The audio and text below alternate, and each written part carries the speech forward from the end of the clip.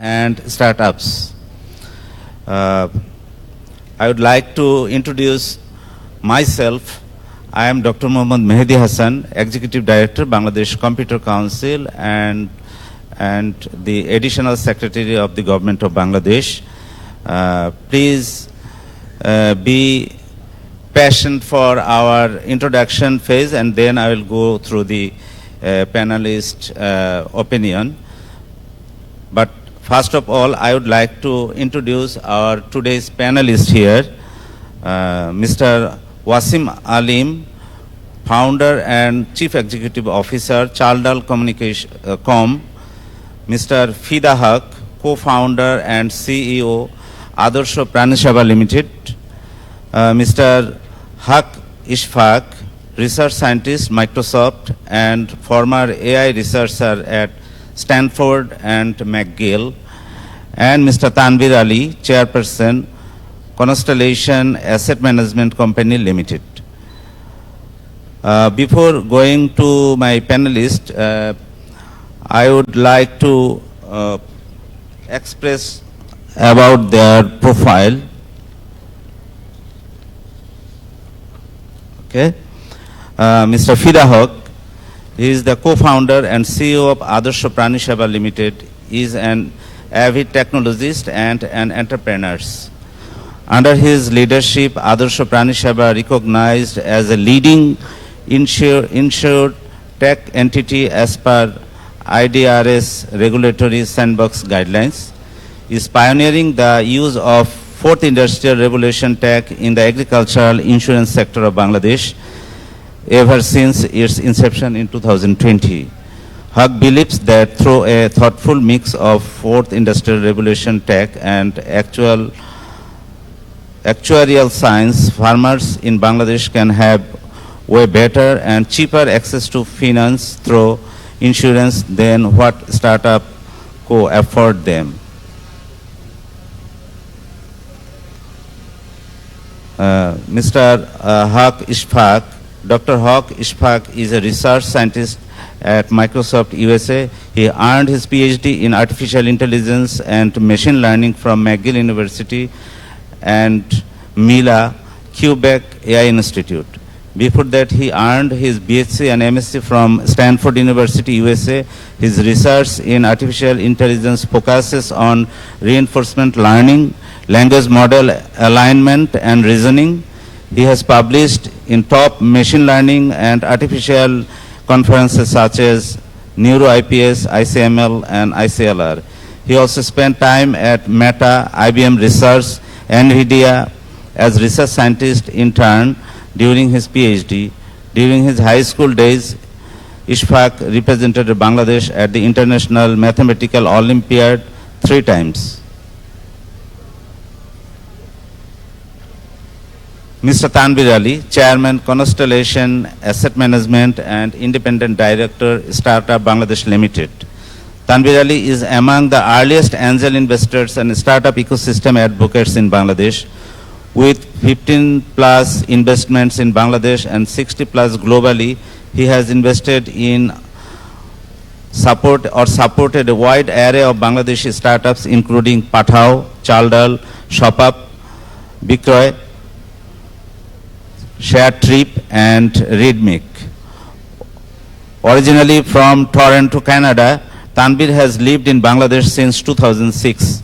Tanvir holds a BA from the University of Waterloo and a joint MBA from IE Business School and Brown University. He serves on the Executive Council of the Venture Capital and Private Equity Association of Bangladesh. Tanvir is also a trustee of the Mubarak Ali Foundation, a trust focused on impactful changes in art, architecture, and education in Bangladesh, and through the engagement of the Bangladeshi diaspora. I would like to introduce Mr. Wasim Alim as the founder and CEO of Chaldal from his personal. Oh, thank you. Thank you. I started an online grocery company in Bangladesh, and we do deliveries, and we have an in-house tech team.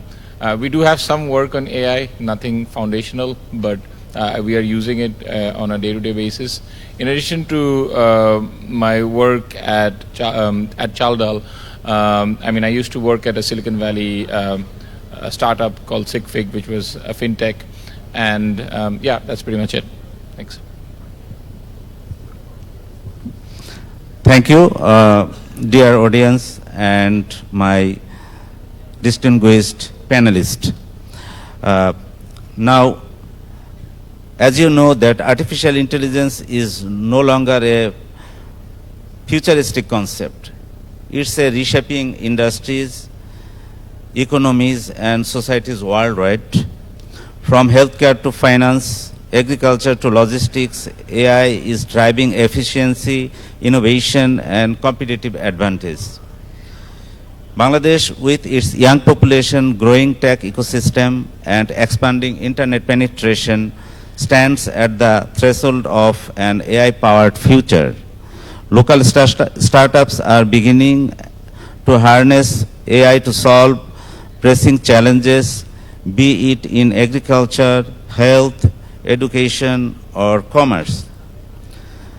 While global investment in AI is booming, Bangladesh is still in the early stage of attracting significant AI-focused capital.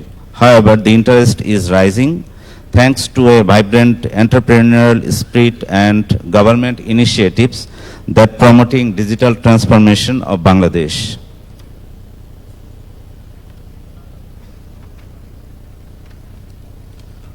Today, our goal is to explore the opportunities, challenges, and strategies for accelerating AI-driven startup growth and attracting investment in Bangladesh.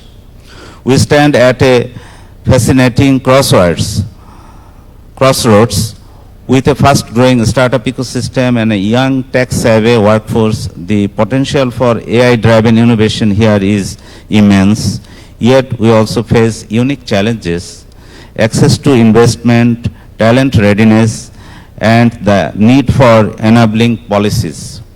Today, with our distinguished panel, we are here to discuss how we can bridge these gaps and unlock Bangladesh AI future.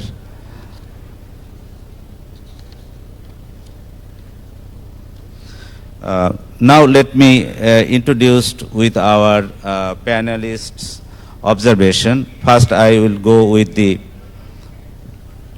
Mr. Tanvir Ali. Okay. My first question to you is that we have over 20 lakhs graduates entering the job market annually. How can AI help startups create scalable employment or self-employment opportunities for this young population?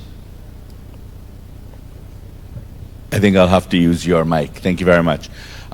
This is one of Bangladesh's most pressing needs, the current situation with 2 million graduates every single year and how to find gainful opportunities for them. AI itself is, honestly, it's a game changer in the sense that it creates a level playing field with very little amounts of capital if you're able to use the technologies that exist today. So today, out of the box, you have entrepreneurs that can get into industries that had very high costs associated with entering those markets. So, for example, right out of the box, you can have entrepreneurs create, for example, creative digital agencies. You can have them be content creators. You can have them engage in certain processes that were generally only available with high computing power or available to large teams. So you can essentially use this opportunity to create entrepreneurship for essentially replicating what would be a team of 20, 30, 40 people through the use of AI and through the use of existing technologies today without having to make that investment. And so I think if the youth or if the graduates of Bangladesh can use a lot of the AI technology that's out there, it can also not just create self-employment opportunities by way of freelancing, but also allow them to create startups and to create SMEs that are focused on solving problems and to provide solutions for the ecosystem or for the country or even globally. Thank you very much. Excellent. I will now call on Mr. Fida Haq. My question to you is, can you give us an example of how Adarsha Prani Seva has used AI in any of the insurance products it has designed and developed so far in Bangladesh? Thank you so much for your question. Yes, Adarsha Prani Seva has focused on AI as a tool to design and develop insurance products for the agriculture sector of Bangladesh exclusively. An example would be our cattle insurance platform that 6 insurance companies are already using in Bangladesh.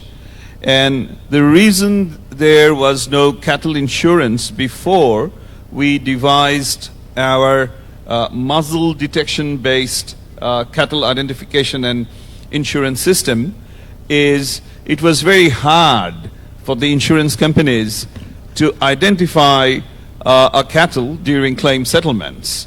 It was in some cases almost impossible, or at least the moral hazards were very high. But using AI, what we do is a very simple process where we use the unique muzzle pattern of the insured cow as its signature, because it's as unique as any human being's fingerprint.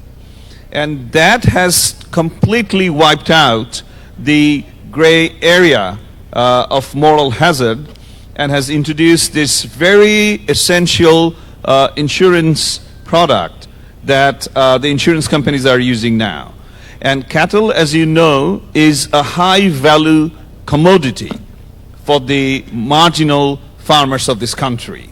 If a farmer has, let's say, a herd of 5 cattle in Shahjatpur or in, Bara or in Pabna, easily it's the biggest asset that they have.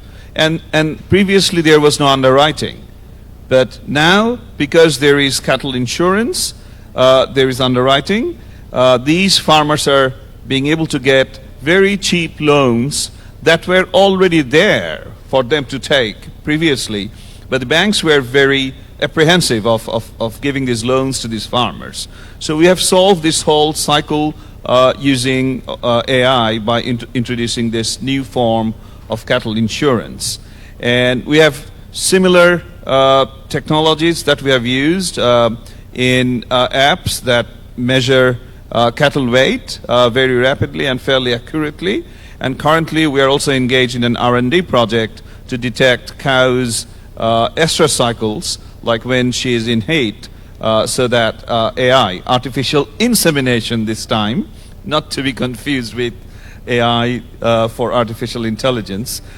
So AI can take place at the nick of the hour, because the fertility window for cows is very narrow. So these are the things that we are doing, and we'll probably talk more later on. Thanks. Excellent, Mr. Fida Haq, for your deliberation and the innovation you introduced for the cattle sector in Bangladesh. We can hope that it will bring a white revolution, okay, in the agricultural sector. Now I would like to go to my next distinguished panelist, Dr. Haq Ishfaq. Just want to know how product-driven research in the new reality in AI innovation, industry and startup scene, especially in the Western world, and how Bangladesh can adopt it from your long-term research background in AI. Thank you. Yeah, thank you so much for your question. I want to answer this question coming from a perspective, coming from both academia and industry perspective. So if you look at the startup scene in the Western country and AI innovation, there's a very little difference between product development and fundamental research these days. If you look at OpenAI's ChatGPT, that product is a product of fundamental research in large language model and generative AI. And if you can look into AI for drug development, which is like a huge like source of like different startups in the Western world these days. So what I'm trying to say is that if we really want to tap into the power of AI, and if we want to create AI-driven startup or AI-driven innovation, we really need to focus on fundamental research as well, not only for academic research, but also from the product point of view.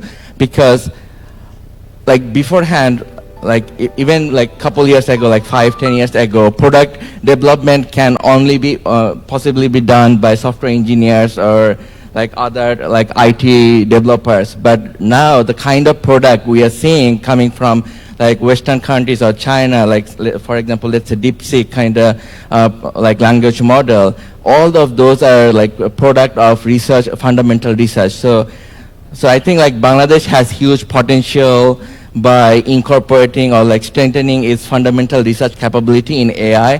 And if we can create that ecosystem and like those kind of expertise, that will automatically create like new ideas and innovations that can be propelled by like fundamental research in AI, and that will direct like new product ideas. Thank you. Thank you so much. Now our fourth panelist, Mr. Wasim Alim, founder and CEO, Chaldal.com. I would like to ask you some very effective and very practical information, like how supportive is the current regulatory environment for AI innovation? What policy changes would most effectively encourage AI investment and startup growth? Just explain from the Chaldal experience. So I think the regulatory environment in Bangladesh is supportive in the sense that there is intent, but that intent does not translate all the way. So I think for any startup, especially like let's say something like OpenAI, I don't know how much money has gone behind it, but it should be like $20 to $30 billion, right? So that's what it takes to create a dent in the AI market. Even if you're considering something like the Chinese DeepSeek, I mean it's considered cheap, but I'm pretty sure that at least $50 to $100 million in investment have probably gone behind it, right? So the question is that if we do want to do that kind of fundamental research, do we have the ecosystem ready for it? We are still stuck in, I would say, an earlier stage of the startup/VC ecosystem, where we are actually not even able to fund basic companies. And the main challenge over here is that I think we just don't have a critical mass of people who understand how these companies, how these technologies, how these investments can, work, how things can be monetized, how they can translate to return. Part of the reason is basically, I think, around startup exits, which has triggered the investment boom in other countries such as Estonia or Indonesia or even India. So I think like the fact that we don't have startup exits and the policies that are in place don't support startup exits actually stops us from doing downstream investments. And then if you look at how these ecosystems develop, like who are the people who are funding AI research, or who are the people who funded AI research 5 years down the line?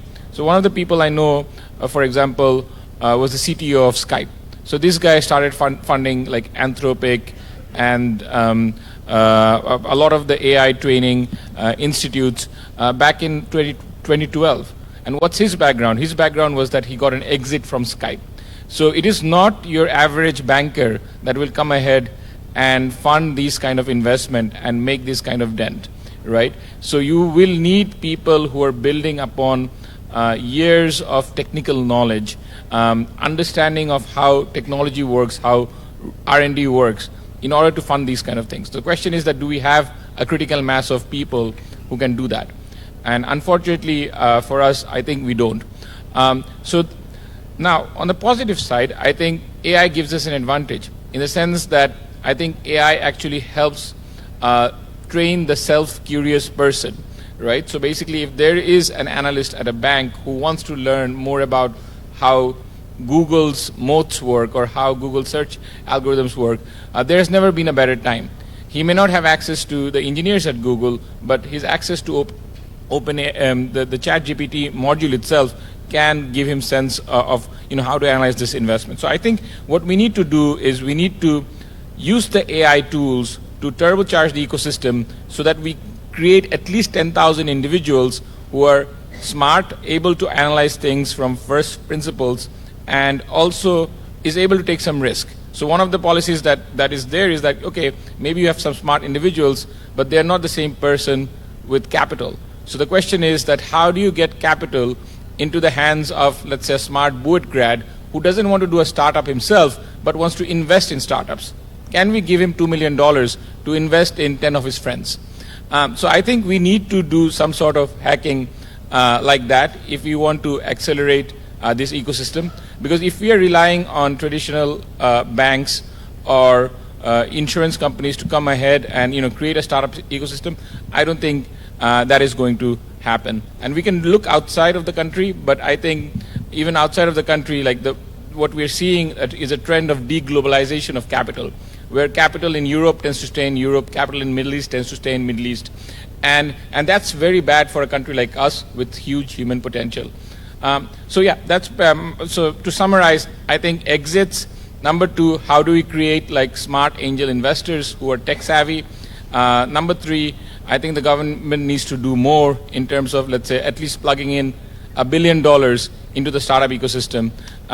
And the final thought over here is that any startup today has to be an AI startup. This is just a no-brainer. It's like saying that you are a company that doesn't use Microsoft Excel, right? It doesn't exist. Those companies will go extinct. The companies that don't use AI on a regular basis will go extinct in 15 years' time. So basically, it's going to be AI investments going forward. Thanks. Thank you very much. Before going to Mr. Tanbir Ali to just explain what you thoughts about the startup and funding in Bangladesh, before that I would like to explain some initiatives taken by the government in Bangladesh. The innovation and startup journey we started in 2016 through ICT division, and the Bangladesh Computer Council took a project named IDEA, Innovation Design and Entrepreneurship Academy. This project is targeted for 10 years activities, and it will be end up in June 2026. Under this project, as I could like to mention that about 429 startups had been funded as a grant, and the total amount in BDT Taka 31 crore 18 lakhs. Okay, and at present there are 41 startups already selected for funding. Other than that, there are 19 startups which has portfolio developed to the growth stage. From pre-seed, seed and growth stage, they are entered to the growth stage, 41 startups, 90 startups. There are 17 different categories where grants, mentoring and training is provided through this project. Under the initiative of this project, about 7,000 direct employment has been created, and about 1 lakh indirect employment has been created for the youths in Bangladesh. So my next round question to Mr. Tanbir Ali, could you just explain that are there local investors or public funds like Startup Bangladesh Limited actively backing up AI first ventures, or are most still unsure of how to value or support these bets? I think in answering your question, I think I can also address some of the things that Wasim has said. You have the freedom. Thank you. So I think the first answer is it's challenging in the sense that the startup ecosystem in Bangladesh generally has been geared towards investing in more developed, I guess, sectors or thematic areas around transportation, around logistics, around ed tech, how they're more traditionally defined. Very common. And how they're traditionally defined. And look, to be very frank with you, even in those areas, there are capital challenges there in terms of being able to attract enough capital. But I think the point that I want to make is, you talked about AI first, right? And Wasim talked about this idea that that you have to be an AI company. You've got to use AI in some way, right? And so I'll go back to maybe 4 or 5 years ago when we had this big glut of blockchain companies that wanted to be blockchain companies. Nobody talks about it now, right? But you have companies that still use blockchain technology because that's the best way to solve a specific problem.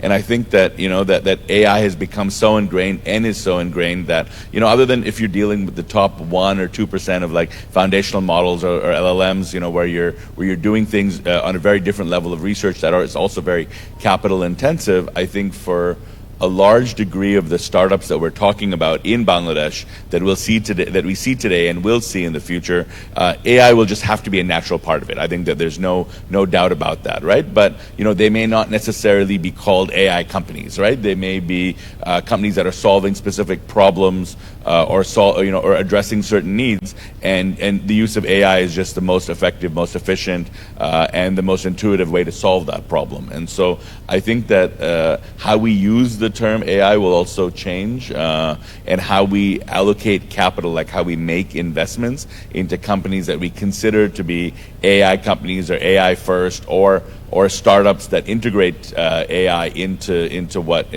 how they solve problems, I think will also change. But I think the main point is that we certainly are lacking the right amount of investment opportunities, or the right amount of capital into these investment opportunities, even as we are solving problems using AI.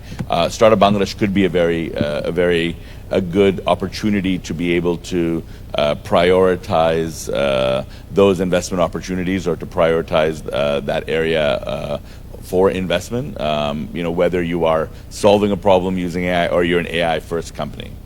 Is there any announcement from the Startup Bangladesh Limited, the public venture capital company, for the funding of AI-based projects in Bangladesh? From your side, as a director of the Startup Bangladesh, independent director. So Startup Bangladesh is very open to investing into AI companies. But what I think will happen, and I think this is also very important, is that as you know, Startup Bangladesh is in a transition phase where it will transition to a fund-to-funds model, where we are hoping to work with the best foreign and local VCs and to provide them matching support by way of capital to become LPs in those funds. And we remain optimistic that those funds, those venture capital funds that will hopefully start business in Bangladesh in the next 9 to 12 to 18 months will, without a doubt, have AI investments at the top of their priority list. And so, as Startup Bangladesh transitions away from making direct investments, it is very optimistic that the funds, that the venture funds that Startup Bangladesh invests in through the fund-to-funds model will no doubt prioritize investment opportunities in the AI space. Thank you. Now, this round will be my last question for the all distinguished panelists. Mr. Fida Haq,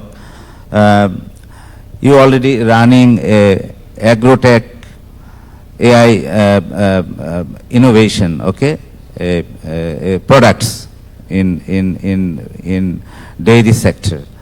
Do you see a way of trying up greenhouse gas credits to climate risk insurance in the agricultural sector of Bangladesh? If yes, then how? Thank you. Yes. First of all, a few very quick comments and observations on what Tanvi and others have said.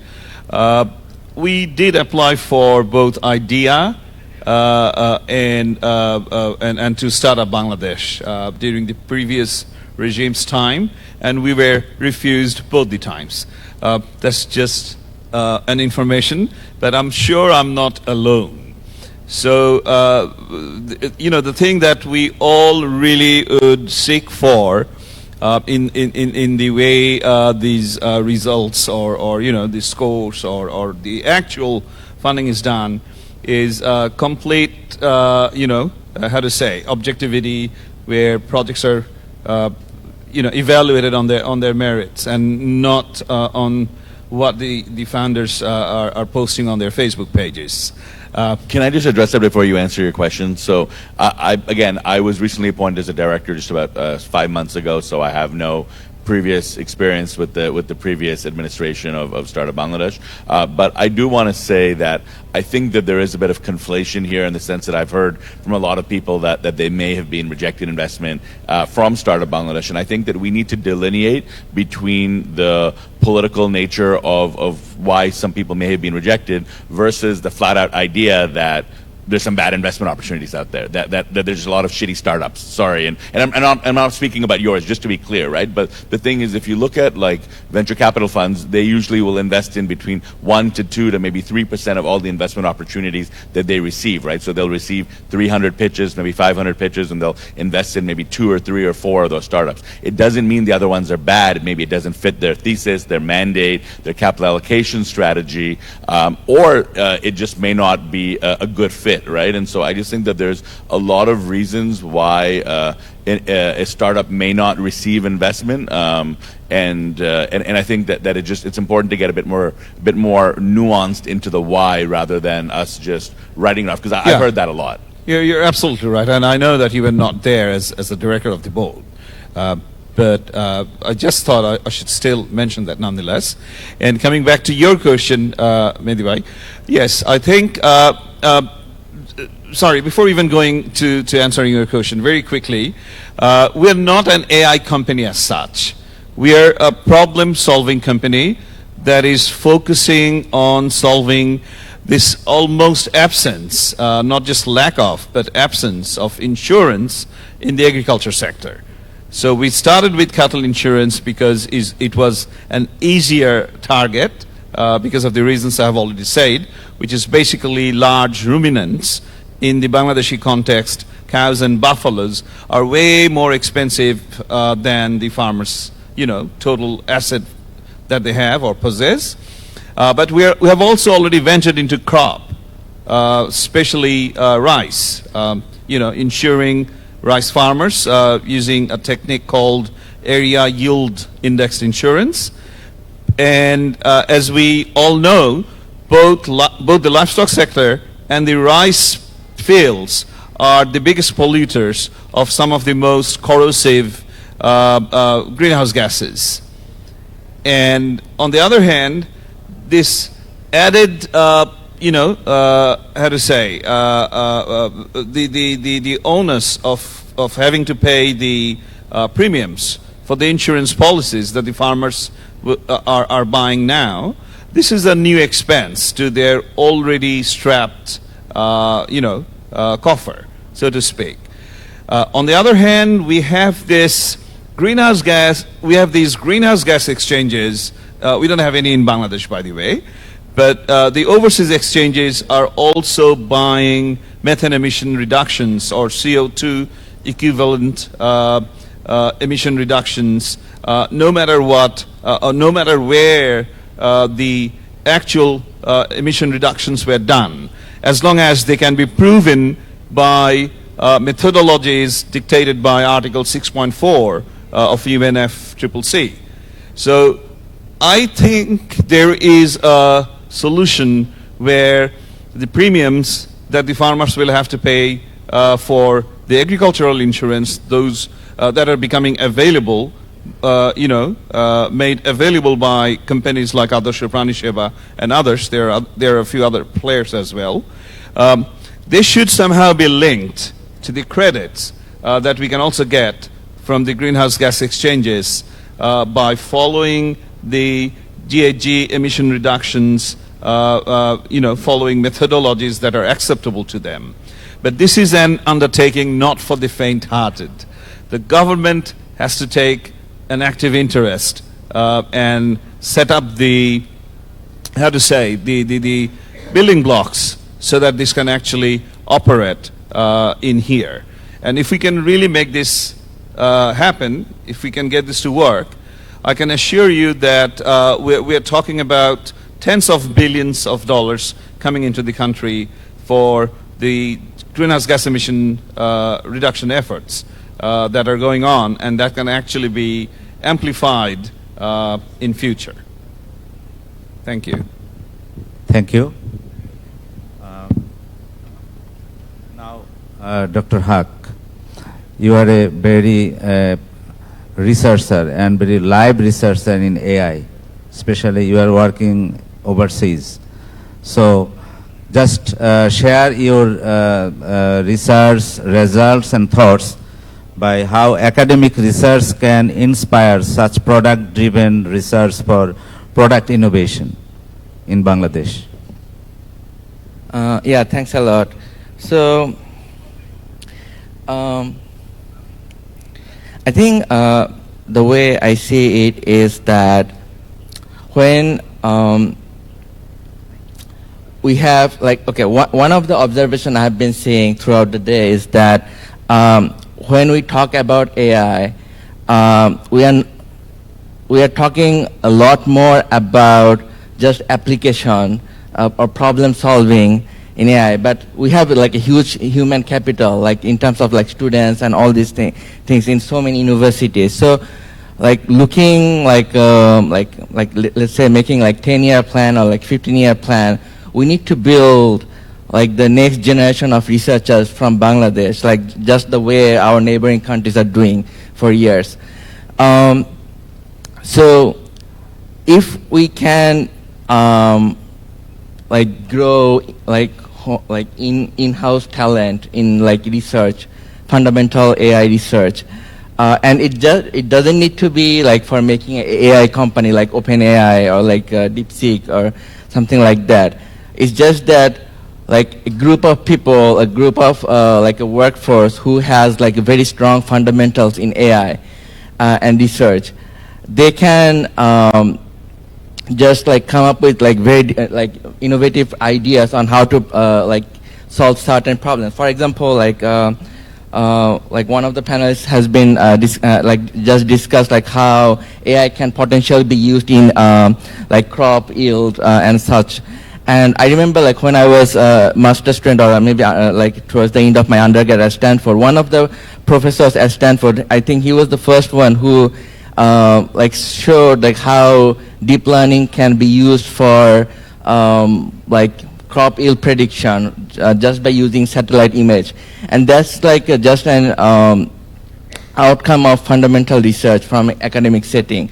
And then like you can now use that in like different scenarios. So that's what I mean like when I say like how research can impact product driven, like how product driven research and fundamental research can drive innovation in startup scene. Thank you.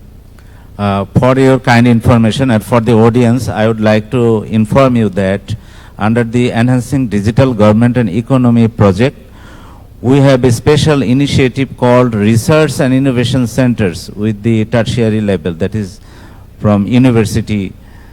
We have established 10 research and innovation centers in 10 public universities in Bangladesh.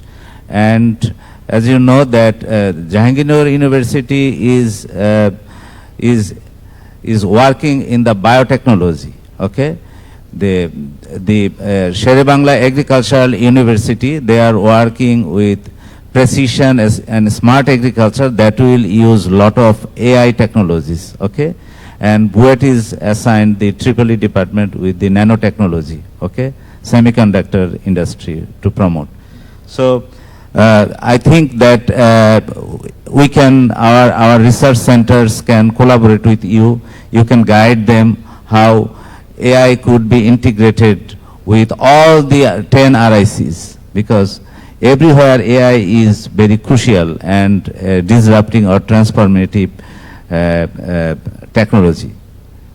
Yeah, of course. I mean, like I can definitely help where my expertise lies, but I also want to add that there are lots of diasporas in the North America and the European countries from Bangladesh who are very established in their own like ML like subtopics, and I'm sure that if like I think like some panelists from the previous session also discussed this, if like Bangladesh universities wants to collaborate with diasporas, like researchers and like engineers across North America and like other countries in AI field, they would be like very delighted to come back and like collaborate with students here and with the research labs in Bangladesh universities. Yeah. Thank you. I think we have a time constraint and it is already lunch time is over, near over. So I would like to conclude this session by going to my last panelist, Mr. Wasim Alim. Please, my question to you is, what strategies have been most effective for you when bringing AI products to market in Bangladesh? What unique challenges have you faced in customer adoption?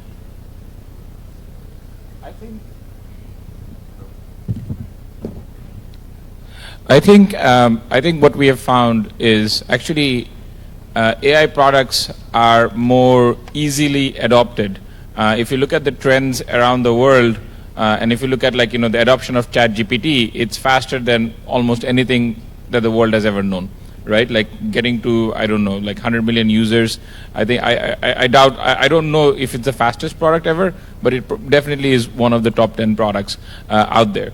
I think what the AI allows us to do is to move out of our graphical user interface. And what I mean by that is that GUI is a product of the late 80s, Steve Jobs, and that was a big breakthrough.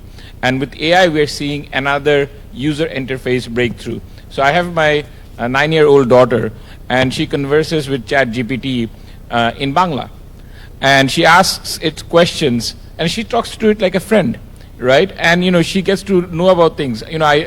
She made an itinerary for a trip to Singapore by talking to ChatGPT. I couldn't imagine doing that at 9-year-old, much less think about Singapore, what is good to do in Singapore, etc. So basically, what this AI allows us to do is to take the human computer interface one step further. What we're seeing is that, let's say a lot of people in the country are actually, like, let's say I take the example of Chaldal. A lot of people in the country are actually not very used to using a catalog browse. So, for Chaldal, let's say you want to find some oil, you have to go into cooking, add some soybean oil, you have to add some rice, you go into a different category, or you have to use search. This itself is a challenge and a barrier to adoption. However, when you put these people with a voice, so they're already used to interacting with voice. They go to a shop, they say, give me rice, give me dal, and it's there, right? Like they're not thinking about the entire catalog. And when we put this interface over the phone to people, we are seeing that their adoption is going up, right? We are seeing that their adoptions are going up like 3x, 4x. So I think AI would allow us to build products and move out of GUI. And I think that's something that Bangladesh really needs to explore, and it will open a new area or a massive area of computer adoption amongst people. Thank you. I would like to conclude with my some comments about our honorable panelist.